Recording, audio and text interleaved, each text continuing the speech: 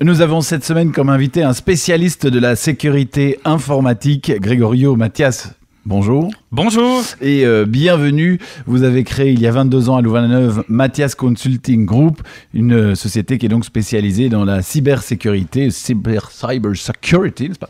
On va faire un peu de pédagogie ce matin, si vous le voulez bien, pour nos auditeurs qui ne sont pas tous à la tête de grandes PME et qui se sentent peut-être en sécurité devant leur ordinateur, ou au contraire qui ne se sentent pas en sécurité devant leur ordinateur, alors qu'ils ont l'impression de ne rien faire de très grave ou de ne pas avoir grand-chose à proposer à d'éventuels pirates. Faisons un peu de pédagogie. Comment éviter, comment sécuriser finalement nos infrastructures, même celles simplement qu'on a à la maison, pour éviter les rançons, pour éviter les virus, pour éviter les fuites de mots de passe et que sais-je.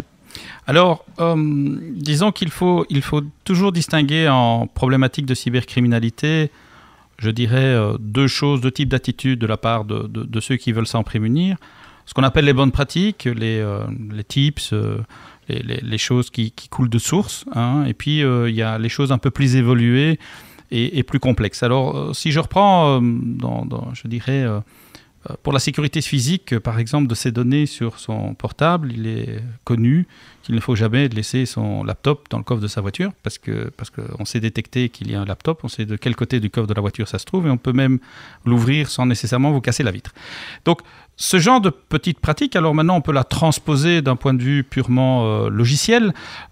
Si vous avez des ordinateurs à la maison, bien sûr installer un antivirus, faire des backups, tout ça coule de source, et je crois que tout le monde le sait, un firewall, voilà. Ce sont des technologies, et puis faire attention sur quel site on va, etc. Mais au-delà de ça, ça va vraiment être compliqué d'aller beaucoup plus loin. Donc un individu, un particulier est vraiment très vulnérable. Dans une entreprise, on parle de tout à fait autre chose, puisque là, on aborde ce qu'on appelle la problématique de gestion du risque. C'est-à-dire qu'on va déterminer ce qu'on est prêt à subir comme dommage maximum. Par exemple, une panne totale, combien de temps l'informatique ne peut pas tourner, par exemple, si un crypto ransomware s'installe. Et en fonction du coût que cela va engendrer pour l'entreprise, alors on va déployer des méthodes. De nouveau, comme j'avais expliqué, on parle de process, de personnes et de technologies pour arriver à se protéger. Mais ce type d'analyse est quelque chose d'un peu compliqué à appliquer en tant qu'individu. Et c'est ce que vous faites quotidiennement donc, dans votre entreprise Mathias Consulting Group, dont on parle cette semaine sur Antipode. C'est de la sécurité informatique. Vous avez créé ça il y a 22 ans. C'était déjà un peu précurseur quelque part, ou c'était déjà un vrai sujet de préoccupation pour les entreprises il y a 22 ans, la cybercriminalité ?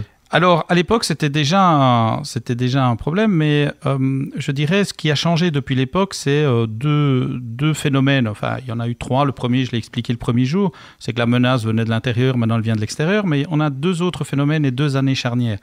La première année charnière, c'est 2007, où en fait l'ampleur des attaques a accru de manière exponentielle. Pourquoi ? Parce qu'à l'époque, avant 2007, on achetait on payait un hacker qui développait un malware, un virus, pour le dire en terminologie habituelle. À partir de 2007, on n'a plus payé le hacker qui développait le malware ou le virus. On achetait le programme qui générait autant de virus qu'on le souhaitait. Ah oui. Donc on a changé le modèle complètement, donc on a décuplé, on est passé de 2007 à 2009 à 2010, on est passé de quelque chose comme 2-3 millions de malware dans la nature à 400 millions. Donc vous imaginez que voilà, ça posait un premier problème. Donc là, on est plutôt 2007, où on commence cette croissance exponentielle. Et puis la deuxième grand shift dans la problématique de cybersécurité est arrivée aux alentours de l'année 2015. Pourquoi ?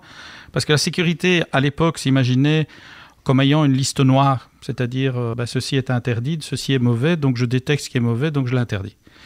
Et à partir de 2015, en fait, on s'est remarqué que 46% des attaques étaient inconnues et n'étaient pas référencées.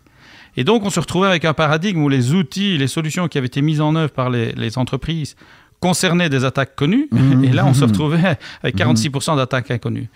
Et donc, on a changé complètement la philosophie d'approche de cette problématique, en ne se basant plus sur une liste blanche ou une liste noire, mais en se basant sur ce qu'on appelle l'analyse comportementale. C'est ça. Et donc, si je comprends bien, l'idée n'est pas de réduire... Le risque zéro n'existe pas, mais c'est plutôt de contenir le risque et surtout de voir jusqu'où on est prêt à aller pour que le risque n'existe pas. C'est ça la philosophie. Exactement. Et puis là, finalement, on va se baser sur quoi ? On va se baser sur un comportement qui dévie d'un comportement habituel. Et si ce comportement qui dévie d'un comportement habituel est considéré donc comme une déviation, on considérera que c'est une attaque et on va l'arrêter. On parle de sécurité informatique cette semaine sur Antipode dans le cadre de notre séquence PME et c'est évidemment passionnant. Grégorio Mathias, merci d'être notre invité. On vous retrouvera demain. Merci beaucoup.